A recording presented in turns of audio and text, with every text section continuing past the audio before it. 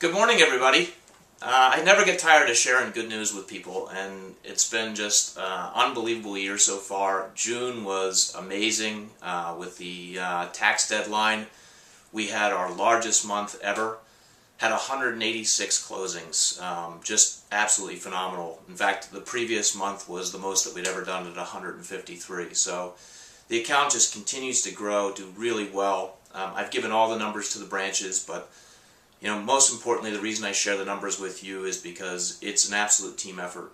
It's a team effort with my department doing what they're supposed to be doing, the branch leaders and the staffs helping us process this work.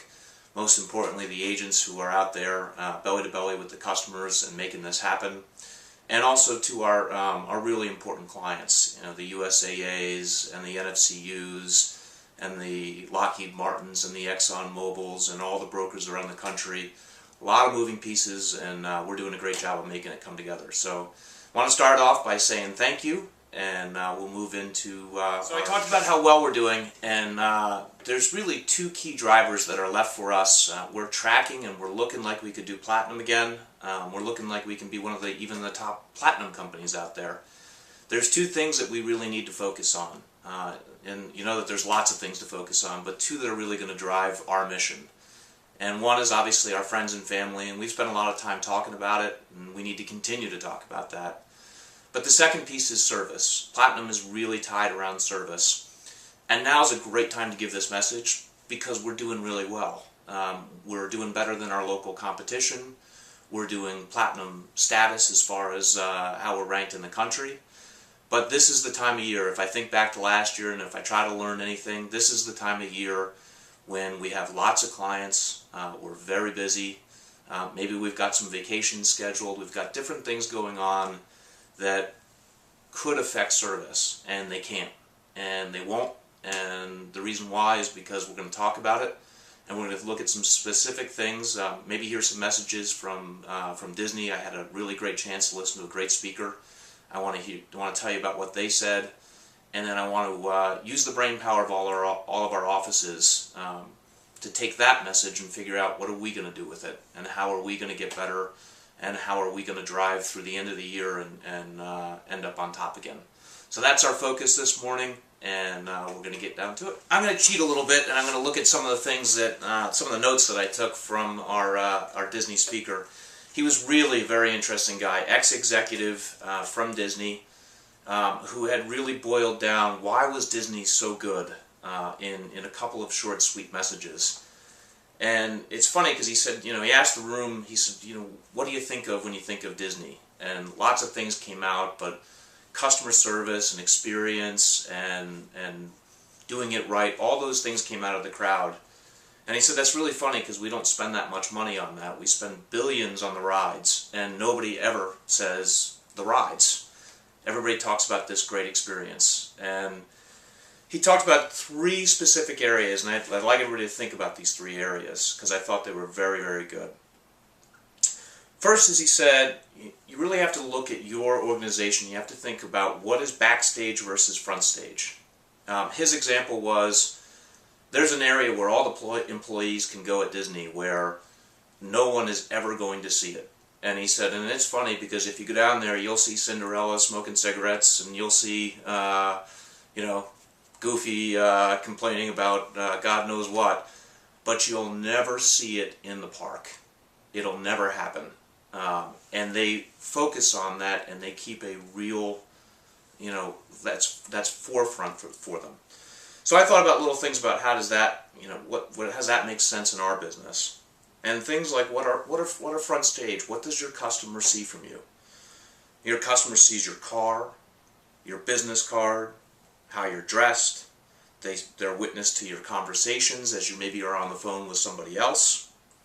What area of the office do you take them to when they come? And is that an area that's very clean and sets the right impression? What's the reception process when they come in? Do you tell the receptionist, I'm waiting on a client, these are the names, could you maybe, give them a greeting like we're expecting them? What's your desk look like? If your desk isn't a place that you're taking any customers to, well then it's your own, and then as long as you're not influencing other people around you, that's okay. But know that a big sloppy desk with files all over it might scare the really organized person.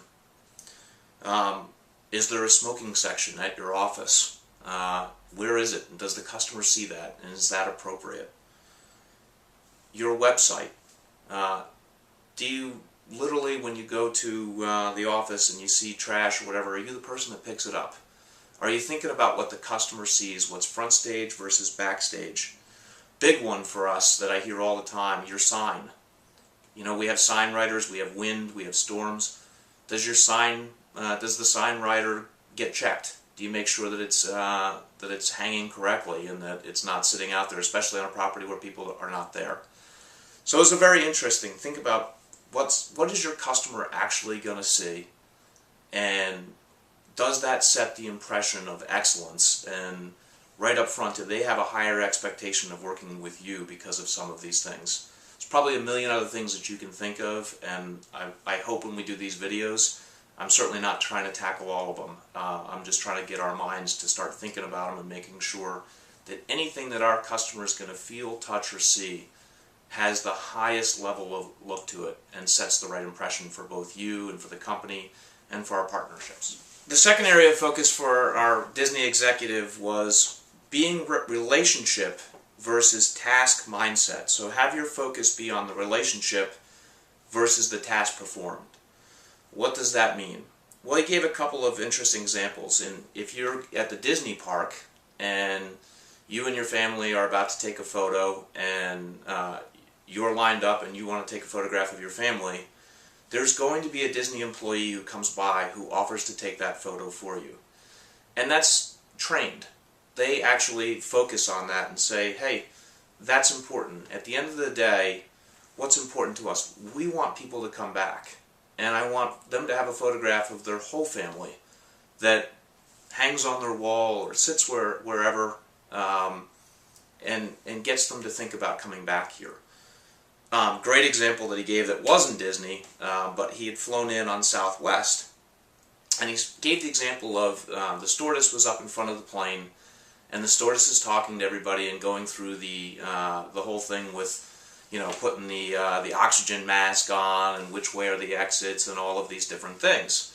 And I don't know if you're like me, but I've flown enough on a plane that I don't listen to any of it, and I probably would suffer greatly if there was ever really a bad problem, because I'm really not paying attention when that happens. Well, the stewardess got up there and she starts talking about the overhead bins, and I'm sure you've been on the plane when everybody says, you know, be careful because the baggage may have shifted in the flight when you open the overhead bin, and that can be dangerous. And she looks up, and before she moves on to the next thing, she goes, and we all know that shift happens.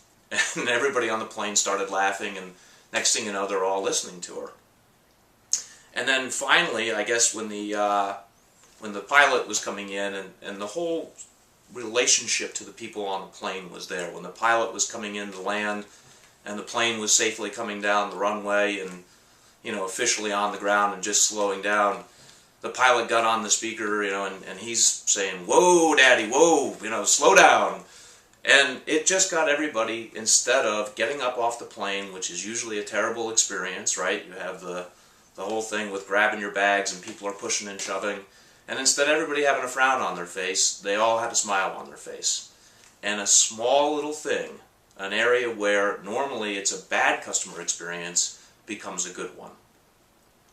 So that was the points that were made, and I think that that's really important when we think about our business. There's so many little small touch points that we can do. They don't cost any money, but they're the extra little thing that you do that helps set that impression, that helps make people feel good about the experience that they had, and helps people talk about it. And that's ultimately why we're in this business. We want people to do business with us again, and we want them to tell their friends about us so that those people will do business with us also. And it doesn't necessarily mean, there's plenty of people who won't buy a house from us or who might decide to rent, who still know a ton of people that we would want to do business with. And if we set the right experience with them, that's going to happen for us.